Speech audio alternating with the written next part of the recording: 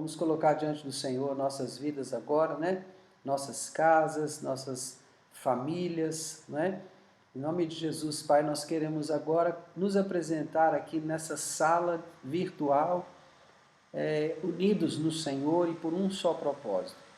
Clamamos ao Senhor que o Teu Espírito Santo entre em cada sala para gerar não apenas conhecimento, mas revelação na Tua palavra.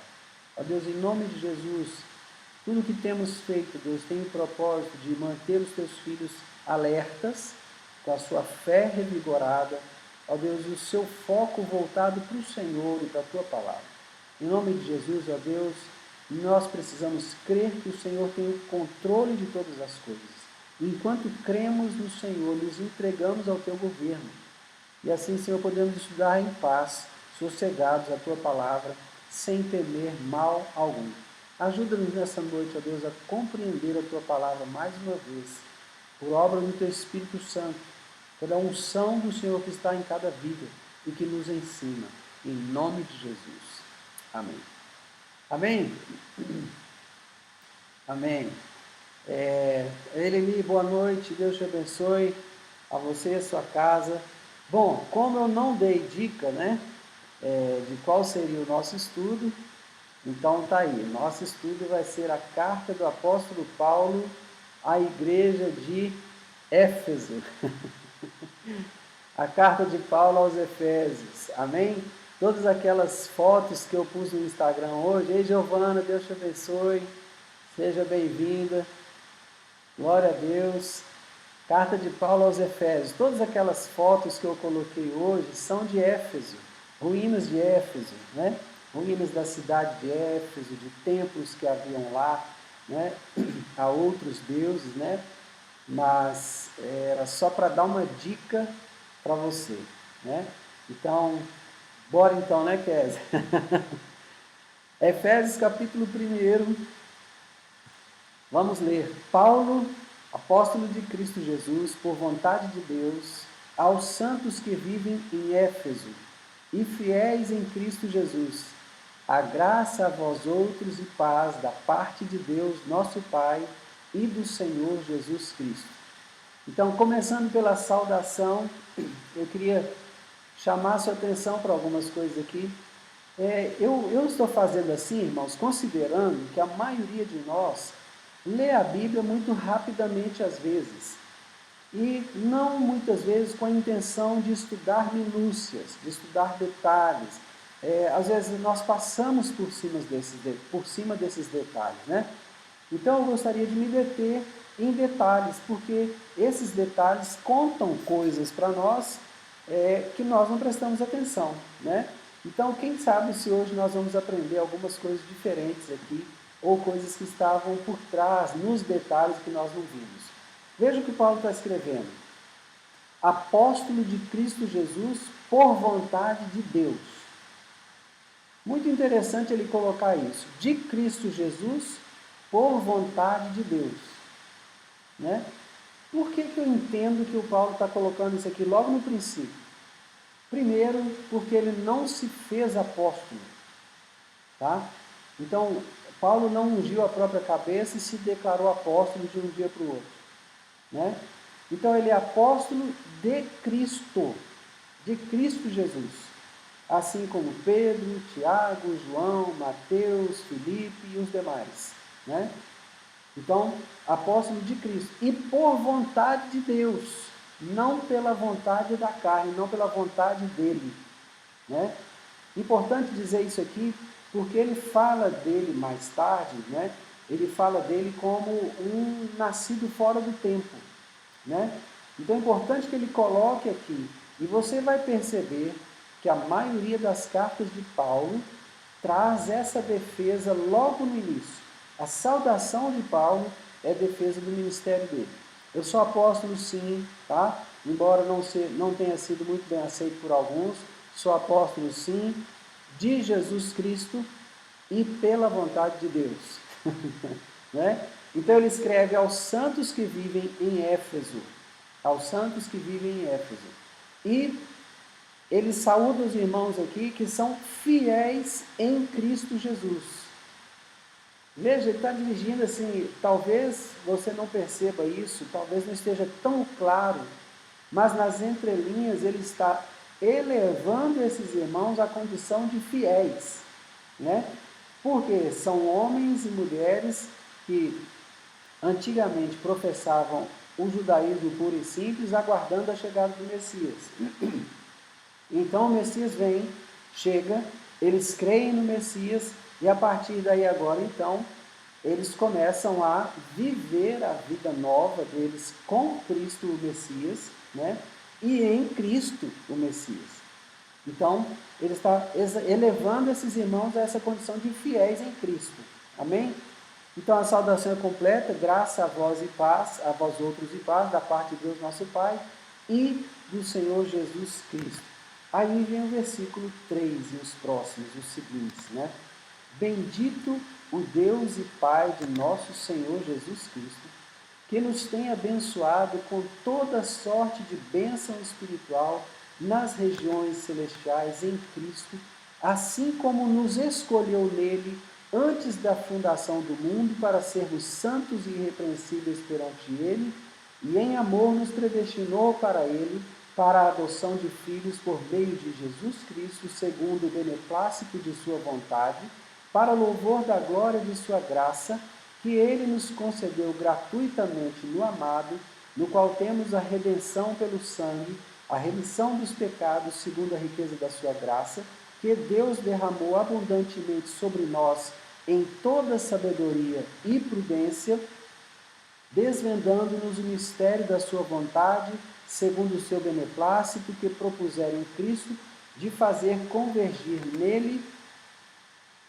na dispensação da plenitude dos tempos, todas as coisas, tanto as do céu como as da terra. Nele, digo, no qual fomos também feitos herança, predestinados segundo o propósito daquele que faz todas as coisas conforme o conselho da sua vontade, a fim de sermos para o louvor da sua glória, nós os que de antemão esperamos em Cristo, em quem também vós, depois que ouvistes a palavra da verdade, o evangelho da vossa salvação, tendo nele também crido, fostes selados com o Santo Espírito da promessa, o qual é o penhor da nossa herança até o resgate da sua propriedade, em louvor da sua glória. Ufa! Paulo escreve uns parágrafos bem grandes, né? Rovilda, boa noite, Deus te abençoe, seja bem-vinda, querido. Prazer ter você conosco mais uma vez. Estamos estudando Efésios, Romilda. Começamos hoje Efésios capítulo 1, tá? Bom, o Paulo escreve parágrafos muito grandes e às vezes, porque esses parágrafos são muito grandes, nós até na respiração temos dificuldade da leitura, a pontuação às vezes é dificultosa e às vezes a compreensão por conta da soma desses fatores fica também mais difícil. Mas nós vamos aqui devagar, descendo ponto a ponto aqui, até que essa coxa fique bem bonita e nós possamos ter uma compreensão muito bonita daquilo que Deus está querendo nos ensinar através do pastoreio do apóstolo Paulo à igreja de Éfeso. Amém? Primeiro, você não vai ver Paulo pregando prosperidade. Olha que interessante. Paulo era um antigo centurião romano, né, que se converte na estrada para Damasco, né? Ele tem um encontro pessoal com Jesus ali, fica 3 dias sem enxergar, né? E ele vai ficar esses 3 dias em oração. Está travando muito? Gente, como é que está aí para todo mundo? Está travando também para vocês? Me dá um feedback, por favor. Queria saber se está só no Piauí com a pastora Vânia, ou se nós temos mais locais travando. E mais alguém está travando? Estados Unidos, tudo bem. E aí, pastora, melhorou depois que saiu e entrou? Fortaleza, tudo bem. Belo Horizonte, tudo bem. Santa Luzia, tudo bem. Viçosa, tudo bem. Da Boa Vista aqui, Belo Horizonte. Ok. Santa Inês, tudo bem. Ok. Pastora Vânia, melhorou? Como é que está a sua conexão agora? Glória a Deus, que bênção. Então, olha que lindo aqui. O apóstolo Paulo com esse histórico, centurião romano, que era um status do qual as pessoas tinham orgulho de ostentar, né? Elas ostentavam esse status com orgulho. Ele não estava aqui ostentando o fato de ser romano, ele não está aqui pregando riquezas terrenas, né? Mas ele está trabalhando com a igreja de Éfeso, como Deus nos tem abençoado com toda sorte de bênção espiritual nas regiões celestiais em Cristo. Irmãos, eu acho muito importante a gente falar disso daqui. Eu tenho uma visão para mim, que é pessoal, ela me diz respeito. E eu prego isso, eu ensino isso, porque é nisso que eu acredito. Eu tenho um entendimento que muitas das promessas de bênçãos terrenas que a Bíblia conta não dizem respeito a mim, igreja.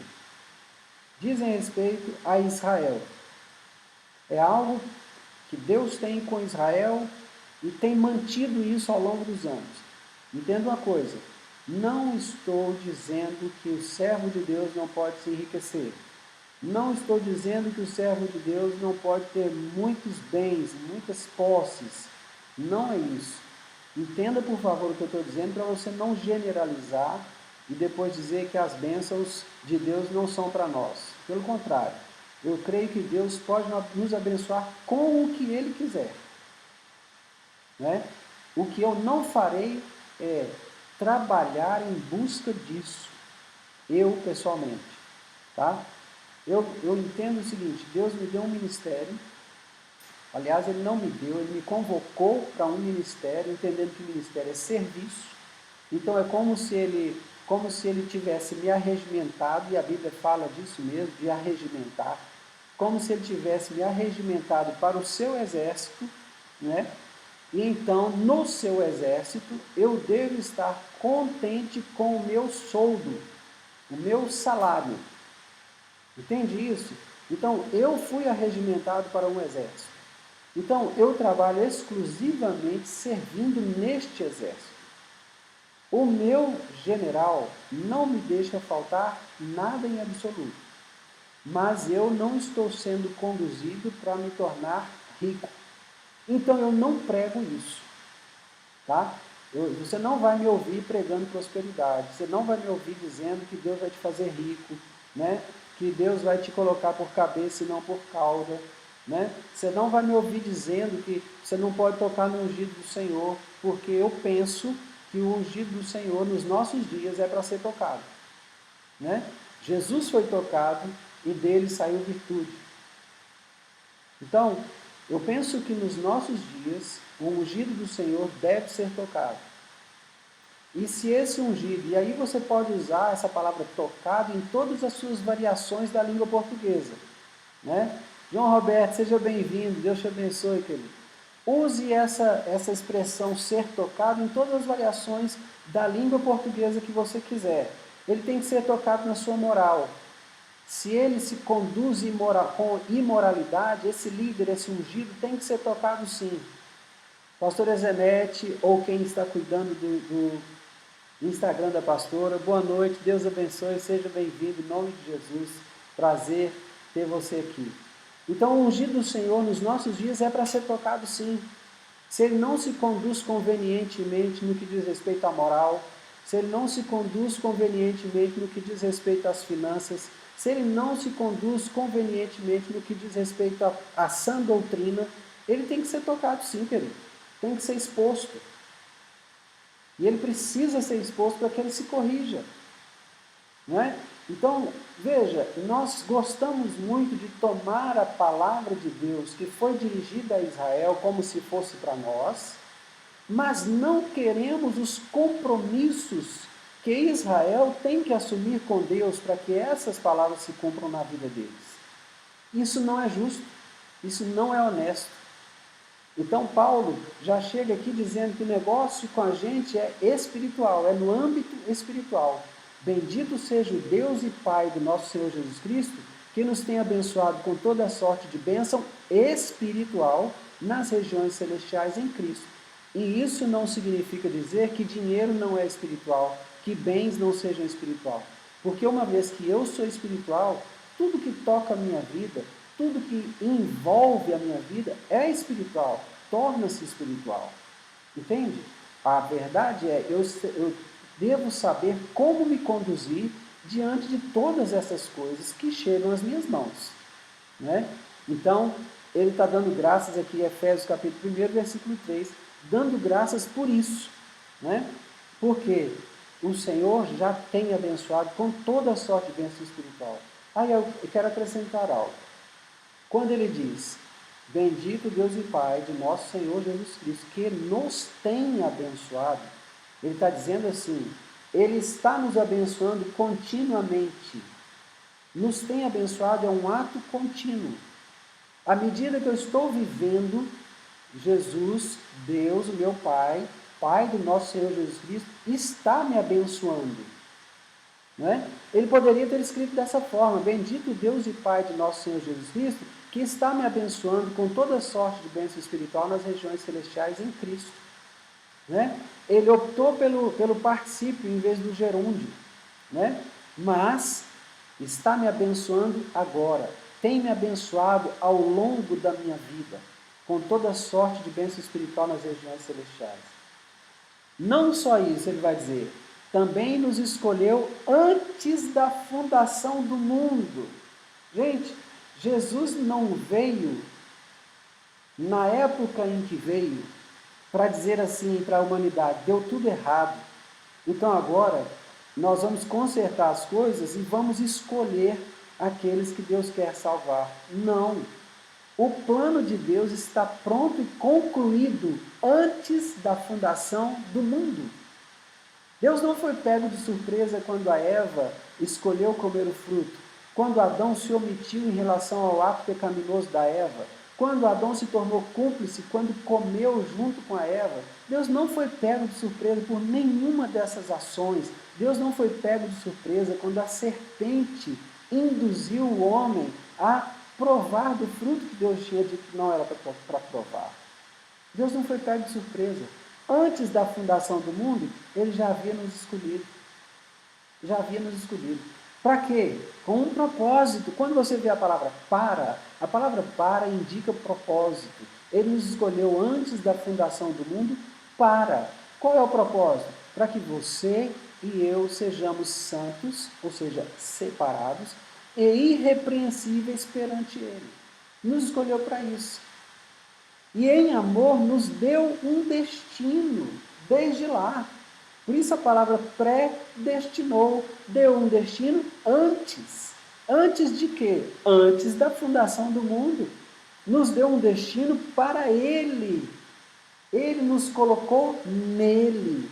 Ele nos deu um destino que é voltarmos para Ele, para a adoção de filhos, por meio de Jesus Cristo. Então esse plano do Calvário estava pronto antes da fundação do mundo.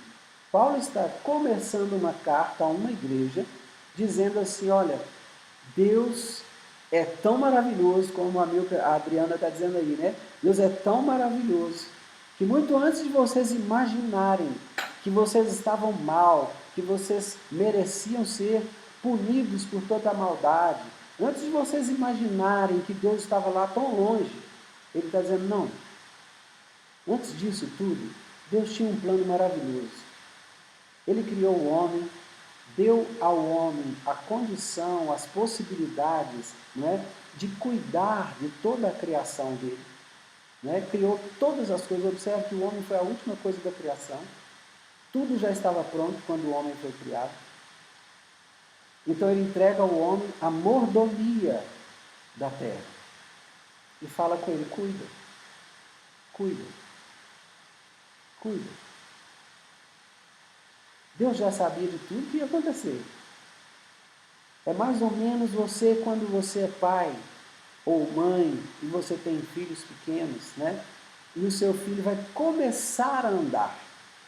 Ele já saiu daquela fase de engatinhar, né? Mas quando você está amamentando, a mãe está amamentando essa criança, bem pequenininha ali no colo ainda, ela olha para aquela criança e começa a imaginar essa criança andando, dando os primeiros passos, comendo sozinha com a colher as primeiras vezes, fazendo aquela bagunça na mesa. Ela já vê tudo isso, mas a criança ainda é um bebê sendo amamentado, não é? Claro que eu estou reduzindo aqui, né, Deus a uma condição muito pequena, Ele é muito maior que isso. Mas o que eu quero dizer é que nós, quando geramos os nossos filhos, eu sou pai de um casal, né, nós olhamos para eles e começamos a imaginar o que eles serão. E eles começam a crescer. Nós não temos essa visão de futuro que Deus tem. Mas à medida que eles começam a crescer, nós começamos a perceber dons, talentos, habilidades. E nós já começamos até a meio que antecipar possibilidades na vida dos nossos filhos. Ah, eu creio que esse, quando crescer, vai ser assim, assim, assim. Quando amadurecer, vier a ser adulto, vai ser assim, assim, assim. Esta vai ser assim, daquele jeito, daquele outro jeito. A gente consegue fazer isso. Imagine Deus que estava criando tudo com a presciência de todas as coisas. Então Ele nos amou, nos amou. E foi nesse amor de Deus que Ele nos proporcionou, nos propiciou um destino. Qual o destino? De voltarmos para Ele. Porque Ele viu, antes da fundação do mundo, que sairíamos dele, ou da presença dele, do cuidado amoroso dele, que o abandonaríamos. Mas mesmo tendo visto isso, Ele proveu um retorno, Ele proveu uma techuvá, né? Ele proveu essa possibilidade de retornarmos a Ele, né? E isso foi feito por meio de Jesus Cristo, por conta da vontade de Deus, a boa vontade de Deus, e para louvor da glória da sua graça, que Ele nos concedeu gratuitamente no amado. Amados, isso é maravilhoso demais. Efésios é uma carta que a gente tem que estudar muito devagar. Eu não sei se vai dar para a gente estudar um capítulo por noite, não sei. Vamos caminhando aqui sem essa pressa, tá? Eu quero pedir a vocês isso. Vamos caminhando sem essa pressa. Elvis, boa noite, Deus te abençoe, querido. Receba muito de Deus aí onde você está agora, em nome de Jesus, viu? Então, olha que amor que Deus demonstra por nós e que o Paulo consegue expressar isso em palavras e colocar isso para a gente compreender. É aquilo que eu disse, o capítulo, aliás, o parágrafo é grande, por isso que a gente tem que ir devagar, palavra a palavra, né, para não nos confundirmos, né? Agora, isso tudo ele fez por causa da sua boa vontade, para o louvor da glória da sua graça. Graça, para nos lembrarmos, é a capacidade que Deus nos dá de vivermos de maneira agradável a Ele. Isso é graça. Porque se você for tentar, com as suas próprias forças, viver de maneira agradável a Deus, você vai se frustrar, porque você vai falhar. Com a graça de Deus, né, que é essa habilidade, nós falhamos. Imagine sem essa graça de Deus, querendo fazer as coisas na força do braço. Por isso que alguém que se convenceu do Evangelho, alguém que se convenceu que Jesus é o Filho de Deus, mas não se converteu, não fez techuvá, não retornou ao caminho reto, vai se esforçar a vida inteira e vai viver frustrado. Quando Jesus entra na vida de uma pessoa, ele a transforma. Essa transformação inclui o presente da graça. E essa pessoa vai viver uma vida deleitosa, vai viver uma vida agradável a Deus, né? Essa vida que abunda, sabe? Por quê? Porque Deus entrou, Jesus entrou na vida dessa pessoa e trouxe transformação.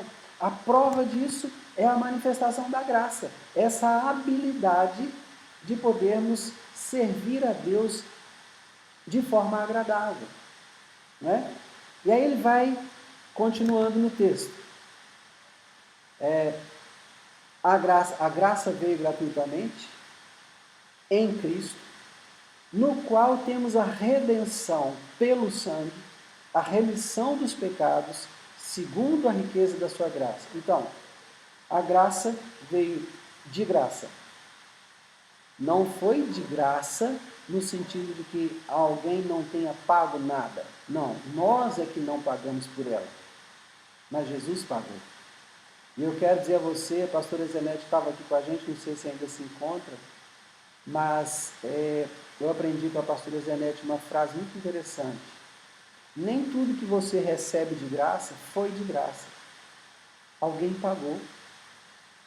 Alguém pagou. Eu trabalhei com a pastora Zenete desde 2009 até 2017. Foram 8 anos de convivência. Cresci muito com a pastora Zenete, aprendi muito com ela.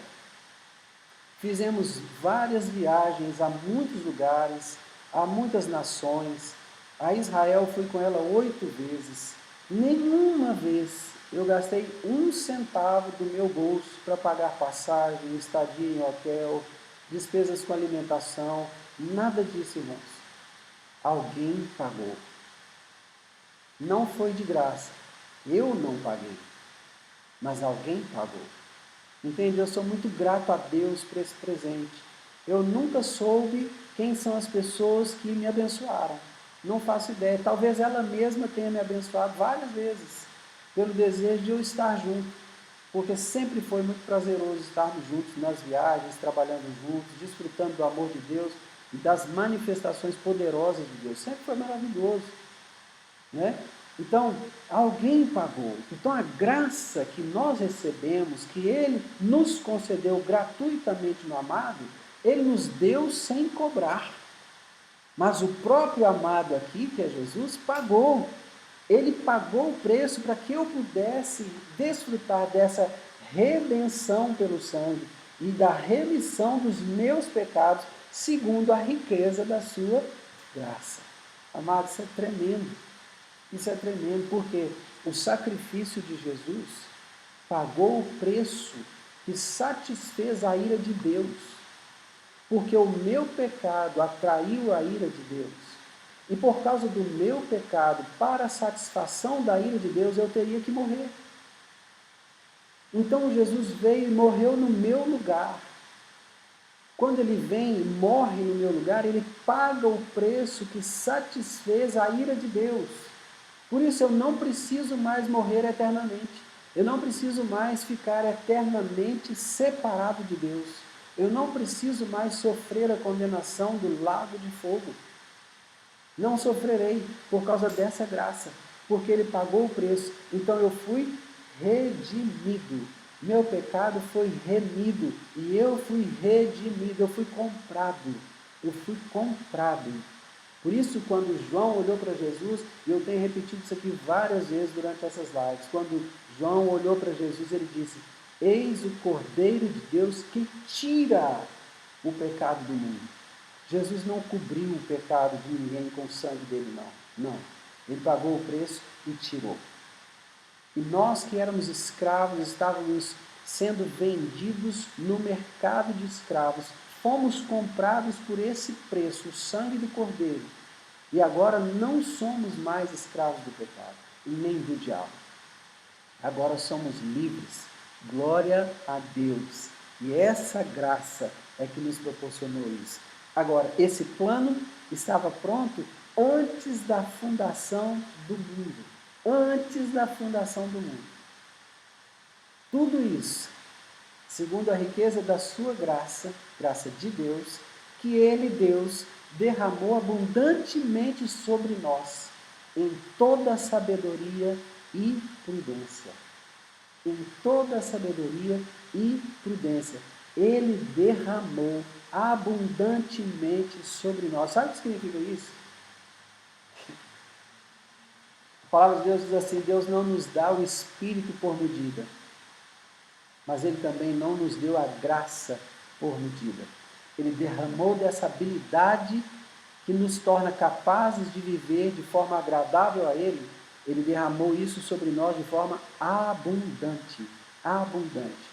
Deus derramou abundantemente sobre nós, em toda sabedoria e prudência, desvendando-nos o mistério da sua vontade, segundo o seu beneplácito que propusera em Cristo. Qual era esse mistério da sua vontade? Fazer convergir em Cristo fazer com que tudo se volte para Cristo, na dispensação da plenitude dos tempos, ou seja, nesse momento quando Cristo vem, essa é a plenitude dos tempos, né? Então, nessa dispensação da vinda, primeira vinda de Cristo, então ele faz que tudo se volte para Cristo, todos os olhares, todas as profecias que foram ditas antes, todas as escrituras que foram registradas antes, tudo agora vai convergir em Cristo, exatamente quando Cristo se manifesta. Maria do Parto, Deus te abençoe, querida, seja bem-vinda. Marilu, seja bem-vinda, Deus te abençoe, em nome de Jesus. Então, olha só, agora ele vai fazer tudo convergir em Cristo, tudo se volta para Cristo, todas as escrituras. Agora você começa a ler Gênesis, começa a ver Cristo. Você começa a ler Êxodo, vê Cristo. Você começa a ler Levítico, vê Cristo. Números, vê Cristo. Deuteronômio, vê Cristo. Esther, Jó, Salmos, Provérbios, Livro dos Reis. Você vai ver Cristo em tudo. Todos os profetas. Tudo que você ler agora, você começa a ver Cristo. Isso é fazer convergir em Cristo na dispensação da plenitude dos tempos, ou seja, exatamente quando Jesus se manifesta, todas as coisas, tanto as do céu como as da terra. Então agora céus e terra se unem em Cristo. Céus e terra estão unidos em Cristo. Isso aqui é muito interessante, porque é Deus quem faz essa convergência. E por que ele pode fazer essa convergência? Porque ele mesmo inspirou as Escrituras. Ele mesmo contou cada palavra aos profetas. Ele mesmo contou cada palavra a Moisés. Então ele pode fazer convergir todas as coisas, porque ele não conhece apenas as partes, ele conhece o todo. O Senhor não é conhecedor apenas das suas particularidades, não, ele conhece você completamente. Então, o plano que ele tem para você, que é anterior à fundação do mundo, vai se estabelecer à maneira dele, porque ele te conhece plenamente. Ele te escolheu antes da fundação do mundo. Ele te elegeu nele, em Cristo, para ser santo e irrepreensível. Está entendendo, querido? Está compreendendo o que é o Evangelho? Então agora as coisas vão convergir em Cristo. Tudo vai se encontrar nele. Você vai ler a Bíblia e vai entender melhor. Você vai ver Jesus em tudo, nos céus e na terra. Tudo converge em Cristo. Meu Deus, isso é simplesmente maravilhoso. Versículo 11. Nele digo, no qual fomos também feitos herança, predestinados segundo o propósito daquele que faz todas as coisas conforme o conselho da sua vontade. Olha, nós recebemos um destino dado por Deus. Aqui no primeiro capítulo, Paulo está dizendo que esse destino é sermos santos e irrepreensíveis. E nos voltarmos, e sermos capazes de voltarmos para Ele outra vez. Né? Esse é o destino que ele está nos dando antes da fundação do mundo. E agora ele está dizendo que esse destino dado antes da fundação do mundo é segundo o propósito daquele que faz todas as coisas conforme o conselho da sua vontade. Querido, nada sai ao controle de Deus. Você acha que os milhões de pessoas que ainda serão infectados por esse vírus, as milhares de pessoas que ainda morrerão por esse vírus, você acha que está fora do controle de Deus? Nada absolutamente foge ao controle de Deus. Por isso que o nosso papel é nos movermos na palavra, na palavra. E se a palavra está me dizendo, obedeça às autoridades, ore pelos seus líderes, é isso que eu vou fazer. Eu vou obedecer às autoridades, vou orar pelos meus líderes. Mas pastor, está uma confusão, ninguém sabe se libera a gente para trabalhar, se a gente fica em casa. Ora, observa. Qual é a ordem que está validando tudo? Isolamento social. Então é hora de ficar isolado socialmente. Entende isso, querido? Não tem nada fora do controle de Deus, não. Pode parecer, olha, o Brasil pode quebrar. Deus é Deus a ponto de levantar o Brasil das cinzas. Deus não precisa de todo o potencial econômico, financeiro das empresas brasileiras para que o Brasil vá para frente, não. Deus precisa de você e de mim, orando pela nossa liderança, pelos empresários do país, orando por ideias novas, orando por sugestões que se transformem em projetos, projetos que se transformem em coisas palpáveis, ideias que vão se transformar em coisas inimagináveis. Deus não precisa de nada disso que está estabelecido, não. Ele faz novas todas as coisas. Se Deus quiser construir um país novo, um Brasil novo a partir do zero, Ele é poderoso para fazer isso. Não deixe essas coisas entrarem na sua mente a ponto de te fazer pensar em caos o tempo todo. Não, não, não. Quero te dizer que o mundo foi criado a partir do caos. Gênesis, capítulo 1, versículos 1 e 2. No princípio criou Deus os céus e a terra. A terra, porém, era sem forma e vazia. Ora, que coisa! A partir daí é que Deus vai trazer tudo à existência, não existia nada, não. Não existia estrela em algum outro lugar, vamos fazer uma terra, vamos pôr estrela também na terra. Não, não existia nada. Ele originou tudo a partir dele mesmo, tudo saiu de dentro dele.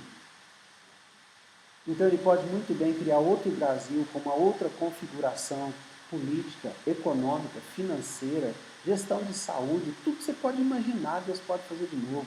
Deus não precisa de mim, de você, para nada disso. Mas Ele quer que a gente participe. Sabe por quê? Porque Ele escolheu nos amar, apesar de nós. Ele escolheu amar a mim, apesar de mim. Escolheu amar você, apesar de você. Então, querido, o Senhor nos fez herança e nos deu um destino, segundo o propósito dele mesmo. Né? Ele faz todas as coisas segundo o conselho da sua vontade. Ou seja, ele não precisa do conselho de ninguém para fazer nada. Enquanto o mundo está se aconselhando, o mundo está se reunindo em torno de um problema só, para trazer soluções, né? Deus não precisa do conselho de ninguém. Eu falo, gente, a solução é assim, ó, eu vou soprar. Pronto, saiu, acabou. Está solucionado. Os discípulos estiveram em meio a um caos, num lago muito grande, que de tão grande eles chamavam mar. Mar da Galileia. Um lago. Que era o caos para eles? Ondas, vento forte, as ondas vindo acima do nível, acima do barco, jogando água sobre o barco, o lago lançava água sobre o barco. E o que Jesus estava fazendo? Dormindo. Ora, se eu sou o Senhor de todas as coisas, vou me preocupar com o quê? Eu dou uma ordem e não foi o que aconteceu? Foi exatamente o que aconteceu. Os discípulos correram para ele, Senhor, o Senhor não vai ter misericórdia de nós, não, nós vamos morrer. Ele se volta para ele, Senhor, vocês são homens de pequena fé. E aí ele deu a ordem, o mar se aquietou, e o texto é tão lindo, ele fala assim, seguiu-se grande bonança. Eita Jesus, esse é Jesus, esse é o nosso Deus, esse é o Deus a quem nós servimos, é esse que declara esse amor por nós, por meio da carta de Paulo aos Efésios. Né? E ele faz tudo isso, segundo o conselho da sua própria vontade, com outro propósito, a fim de, ou para que, indica o propósito. E é para quê? Para sermos para louvor da sua glória. Para sermos para louvor da sua glória. Nós, os que de antemão esperamos em Cristo, em quem também vós, depois que ouvistes a palavra da verdade, o evangelho da vossa salvação, tendo nele também crido, fostes selados com o Santo Espírito da promessa, o qual é o penhor, a garantia. da nossa herança, até ao resgate da sua propriedade, em louvor da sua glória. Então, olha só. Ele faz tudo segundo o conselho da sua própria vontade, para que nós sejamos para o louvor da glória dele.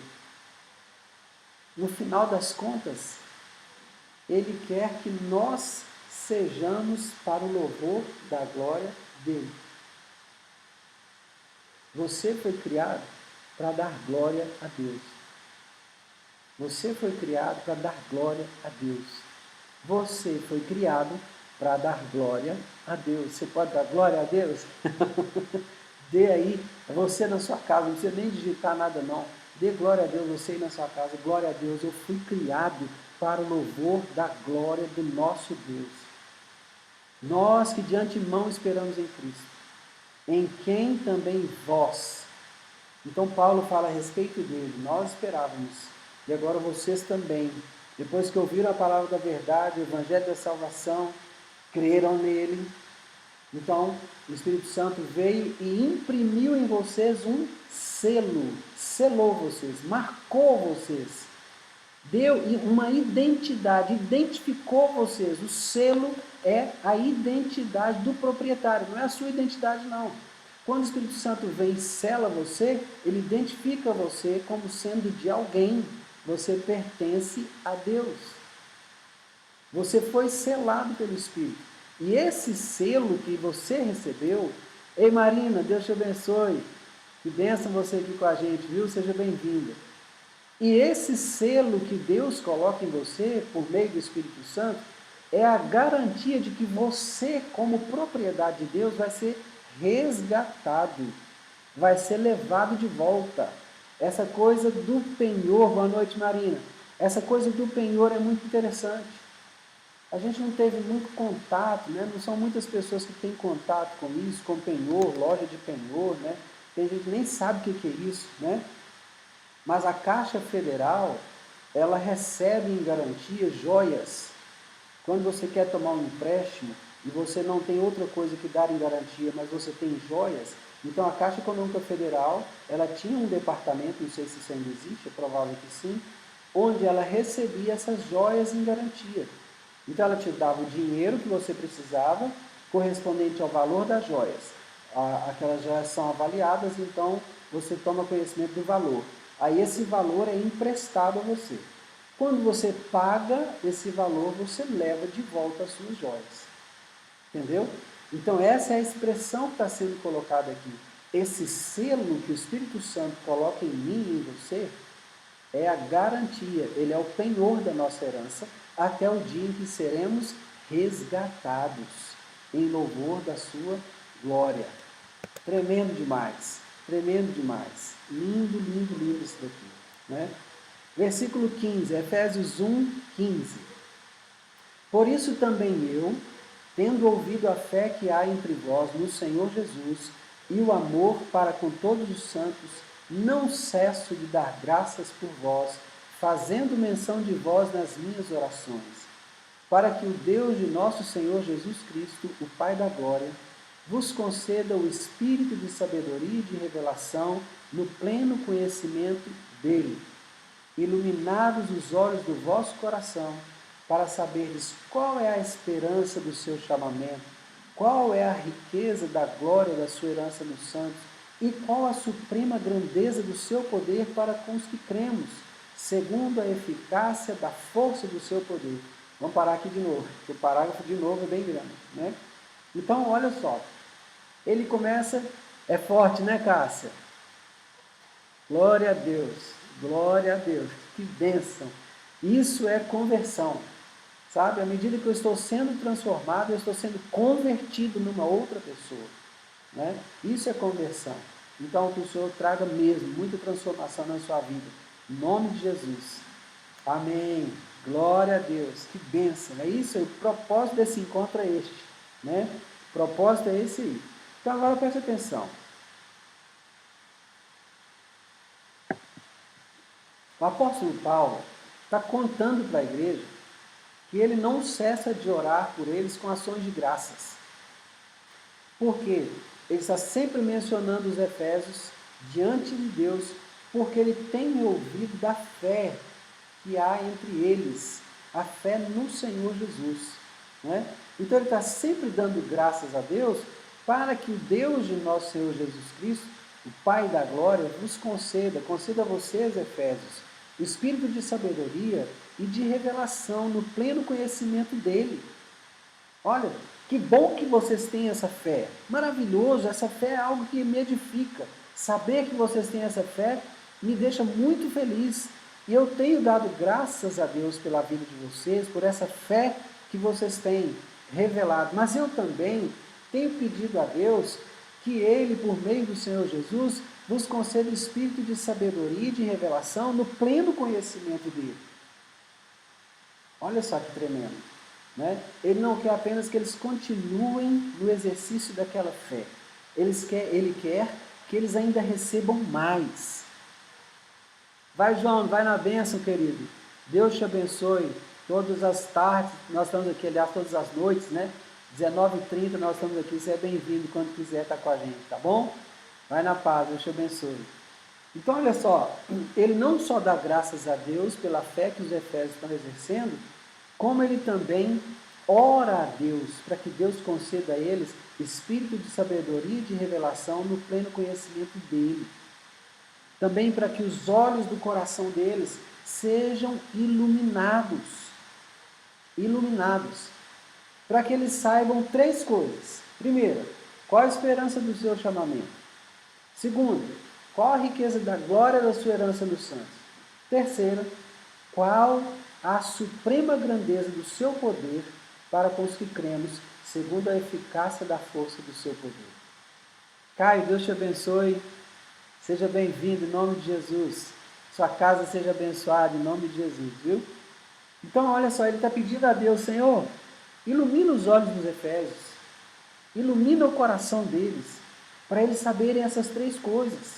Há uma esperança para o chamamento deles. Há uma riqueza de glória na sua herança que eles precisam conhecer. E eles precisam também conhecer a suprema grandeza do seu poder para conosco, os que cremos, segundo a eficácia da força do seu poder. Amém, queridos?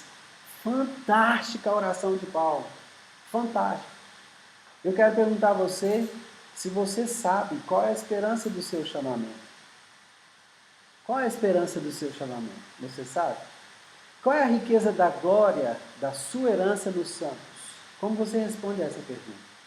Qual a suprema grandeza do poder de Deus para com os que cremos? Você sabe responder essas 3 perguntas? Paulo estava orando para que os efésios alcançassem isso em Deus, para que os olhos deles fossem iluminados e eles pudessem enxergar essas coisas em Deus. Amém? Bom, nossa live está chegando ao final. Nós temos 3 minutos para concluir. E nós chegamos ao versículo 19. Faltam poucos versículos até o 23. Vocês querem recomeçar uma nova live e terminar o capítulo? Ou vocês querem voltar amanhã? Qual é a sugestão de vocês? Como sempre, eu estou aberto a sugestões.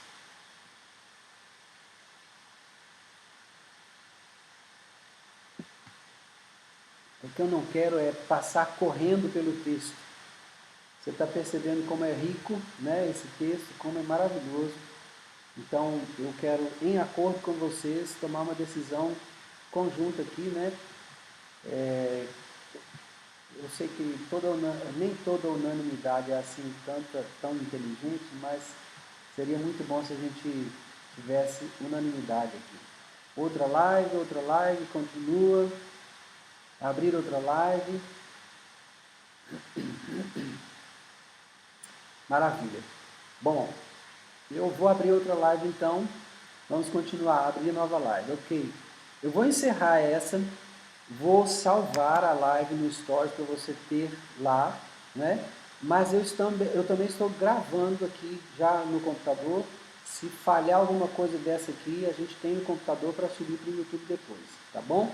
E tem também aquele outro aplicativo, né, que a gente já falou, que é o InGrabber, né? com ele a gente está podendo nos salvar, tá? Não tem problema, Cássia, fique em paz. Eu acho que até as 21 a gente termina, tá? Acho que termina. Se o compromisso for online, dá para fazer. Mas enfim, vou encerrar aqui e recomeço, tá bom? Daqui a pouco a gente está junto de novo. Só um minutinho. Amém? Vamos dar sequência então. Efésios 1, versículos 18 até o final agora, né? Então, tá aí. A oração do Paulo, né? Para que os efésios tivessem iluminados os olhos do coração, para que uma vez os olhos do coração tendo sido iluminados, eles pudessem saber qual a esperança do seu chamamento, qual a riqueza da glória da sua herança nos santos, e qual a suprema grandeza do seu poder para com os que cremos, segundo a eficácia do seu poder. 3 coisas fortes que nós precisamos aprender. 3 coisas fortes. Qual a esperança do seu chamamento? Você foi chamado? Se você foi chamado, e eu creio que foi, qual a esperança desse chamamento? Qual a riqueza da glória da sua herança nos santos? O quão gloriosa, o quão rica é essa herança que você recebe uma vez que foi chamado? Quão rico é? Você acha que o fato de ter sido chamado pelo Senhor significa que você vai ser levado à presença dele, né? Para a eternidade? Qual é a riqueza da glória dessa herança? É andar em ruas de ouro? É ter uma mansão celestial? É entrar na cidade de 12 portas, de pedras preciosas? Qual é a riqueza da glória da sua herança nos santos? Qual a suprema grandeza do seu poder para com os que cremos, segundo a eficácia da força do seu poder? Qual é? Segundo o versículo aqui, o versículo 20, vai dizer que ele exerceu esse poder em Cristo, ressuscitando-o dentre os mortos e fazendo-o sentar à sua direita nos lugares celestiais, acima de todo principado e potestade, poder e domínio, e de todo nome que se possa referir, não só no presente século, mas também no vindouro. Ainda segundo a eficácia desse poder, Deus pôs todas as coisas debaixo dos pés. E para que Jesus fosse o cabeça sobre todas as coisas, ele, Deus, deu Jesus à igreja, a qual é o seu corpo, a plenitude daquele que a tudo enche em todas as coisas. Meu Deus, como é lindo! Como isso é maravilhoso! Olha que coisa mais maravilhosa isso aqui. Você precisa saber responder essas 3 perguntas, ou esses 3 tópicos da oração de Paulo. Qual a esperança do seu chamamento? Qual a riqueza da glória da sua herança nos santos? Qual a suprema grandeza do seu poder, o poder de Deus para conosco, nós os que cremos? Qual é a suprema grandeza desse poder de Deus para conosco? Né?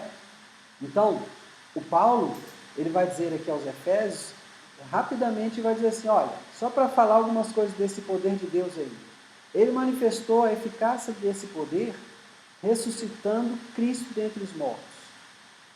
Boa noite, Ana. Deus te abençoe. Seja bem-vinda, querida. Prazer ter você conosco, viu? Jana Lírio, Deus te abençoe também, em nome de Jesus. Prazer ter você aqui conosco também. Então, olha só, sobre a eficácia do poder. Ele está dizendo que esse poder foi que ressuscitou Jesus dentre os mortos. Esse poder fez Jesus sentar à direita do Pai, nos lugares celestiais, acima de todo principado, potestade, poder, domínio e de todo nome que se possa referir, não só no presente século, no presente tempo, mas também no vindouro, na eternidade. E pôs todas as coisas debaixo dos pés. E para ser o cabeça sobre todas as coisas, o deu à igreja, a qual é o seu corpo, a plenitude daquele que a tudo enche em todas as coisas. Meu Deus. Essa é a oração de Paulo pelos Efésios. Eu quero que Deus abra os seus olhos, os olhos do seu coração, para você entender isso. Eu quero que Deus abra os olhos do seu coração para você entender qual é a esperança do seu chamamento. Qual a riqueza da sua glória, não, da glória da sua herança nos santos. E qual a suprema grandeza do seu poder para com os que cremos, segundo a eficácia da força do seu poder. Qual é essa oração? Essa era a oração de Paulo, né? E ele vai dizer que esse poder fez Jesus sentar-se à direita do Pai, na majestade, acima de principados, potestades, domínios, nomes, qualquer nome que se possa referir no presente ou no futuro. Jesus está acima. E ainda diz que para que Jesus pudesse ser cabeça sobre todas as coisas, olha que interessante, porque isso aqui é mais do que eu pude falar até agora. Para que Jesus pudesse ser o cabeça sobre todas as coisas, Deus o deu à igreja. Meu Deus, você está entendendo? Será que você entendeu? Se Jesus, olha só, se Jesus agora é cabeça sobre todas as coisas, e se ele é o cabeça da igreja, ele foi dado à igreja como cabeça, e ele agora tem todas as coisas debaixo dos pés, que pés são esses que estão sobre todas as coisas? São os seus pés. É você que é a igreja, são os meus pés, eu sou a igreja junto com você. Deus nos deu Jesus por cabeça e colocou todas as coisas debaixo dos nossos pés. A igreja é o corpo de Cristo. A igreja é a plenitude daquele que a tudo enche em todas as coisas. Você está entendendo que Jesus está descendo para dizer que só é pleno se ele for o cabeça da igreja? Você está entendendo isso? Você está entendendo que Paulo está dizendo aos Efésios que Jesus exerce poder sobre todas as coisas, mas ele faz isso conjuntamente com a igreja? Você está entendendo isso? Você está entendendo que a igreja, tendo por cabeça Cristo, ela pisa sobre tudo isso aqui? Principado, potestade, poder, domínio, nome, qualquer um que se possa referir no presente ou no futuro. Você está entendendo isso? Isso fala da esperança do seu chamamento. Isso fala da riqueza da glória da sua herança nos santos. Isso fala da suprema grandeza do poder de Deus para com você que crê nele. Irmãos, é profundo demais isso daqui. Profundo. Então você entende que potencialmente nós temos o governo de todas as coisas que estão acontecendo no mundo? Você está entendendo que potencialmente nós temos o governo de tudo que está acontecendo no Brasil? Você está entendendo que espiritualmente você governa essas situações? Você está entendendo por consequência que eu e você como igreja estamos sendo tímidos demais?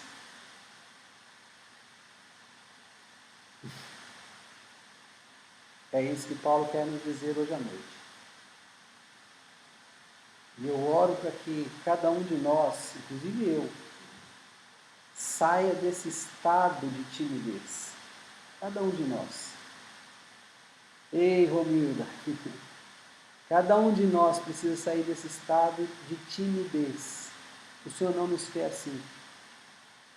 Se Jesus é o cabeça da igreja, se Deus o deu à igreja para ser cabeça desse corpo, se Deus colocou principados, potestades, domínios, poderes, nomes do presente e do futuro, tudo isso está debaixo dos pés dele.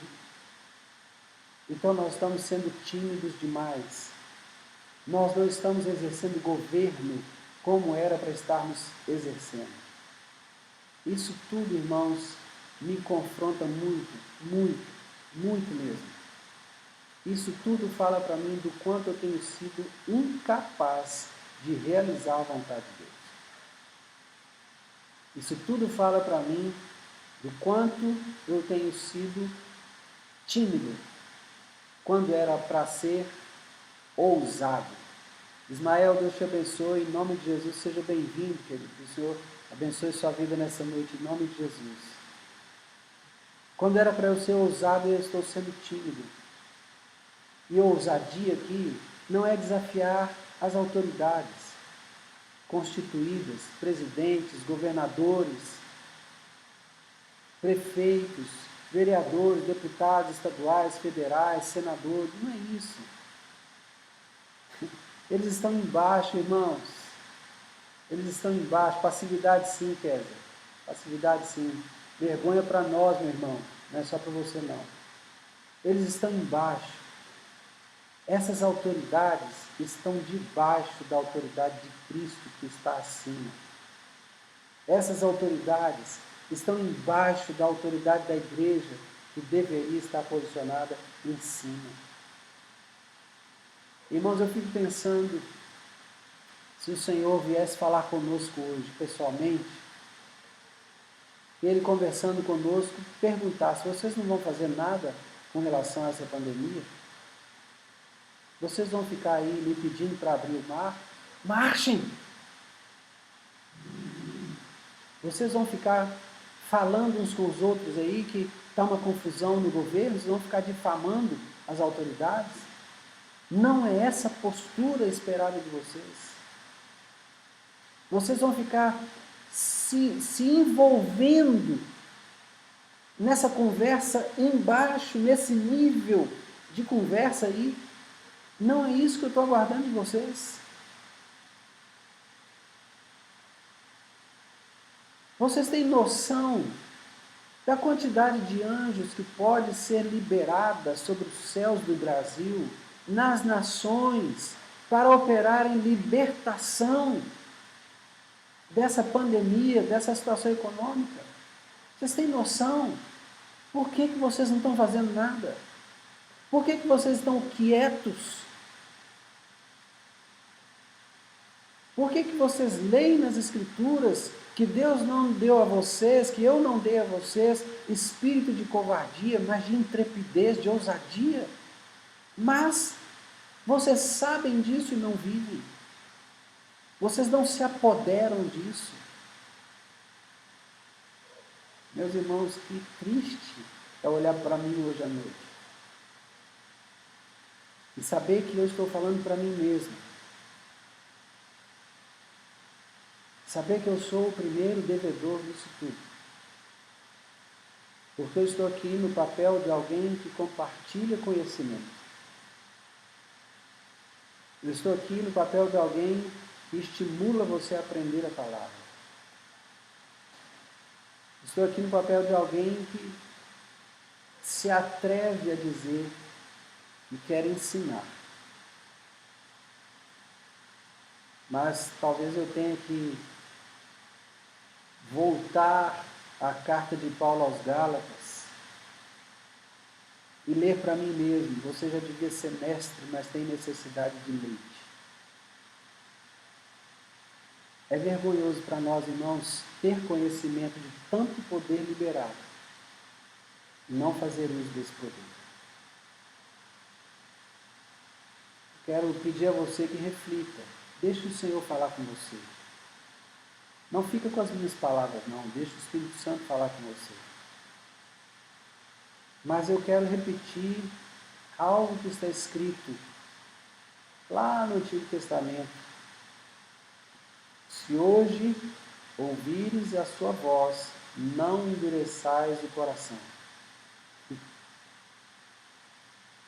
Não endureça seu coração.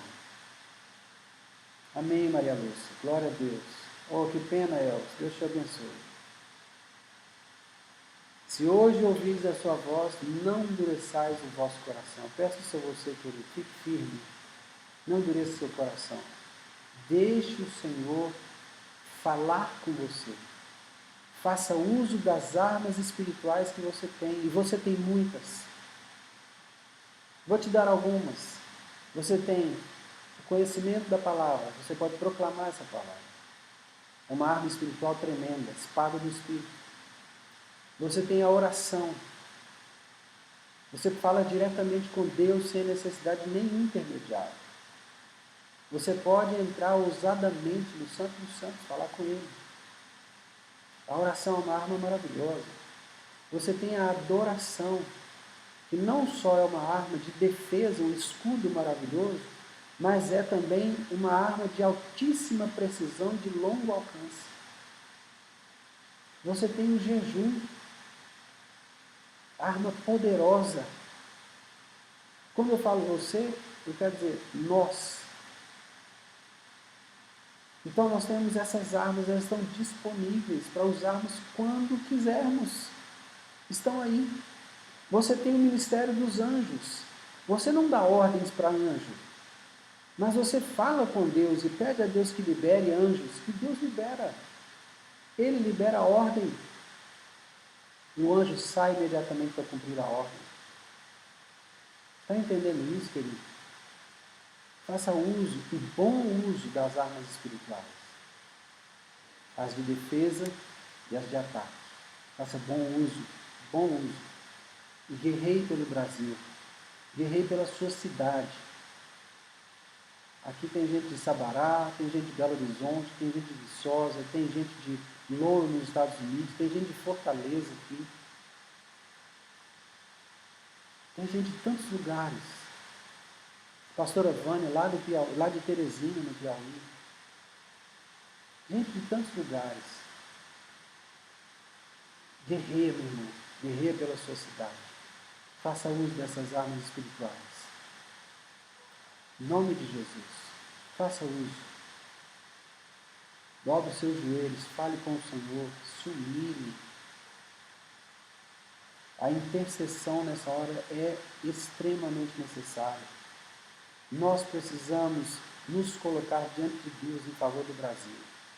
Mas comece isso a partir da sua cidade, depois vá para o estado, depois para a nação. Em nome de Jesus. Comece a partir do seu bairro, comece a partir da sua casa, comece a partir de você, até chegar ao Brasil. Mas interceda pelo país. O mundo precisa de ações práticas da igreja. O mundo está aguardando a manifestação dos filhos de Deus. A terra está gemendo e está aguardando a manifestação dos filhos de Deus. E faz isso com terrível expectativa. Então, querido, responda. Vamos responder à necessidade do mundo. Deus nos colocou aqui com um propósito. Né? Deus nos colocou aqui com um propósito. Vamos cumprir esse propósito em nome de Jesus. Amém? Glória a Deus. Bom, sobre Efésios é o que eu queria compartilhar com você. Eu gostaria de orar para encerrarmos essa live. E se você tiver pedido de oração que queira colocar diante do Senhor hoje, né, por meio dessa live, nós vamos fazer isso ainda.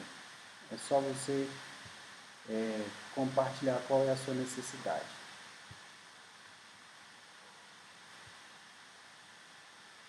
Amém?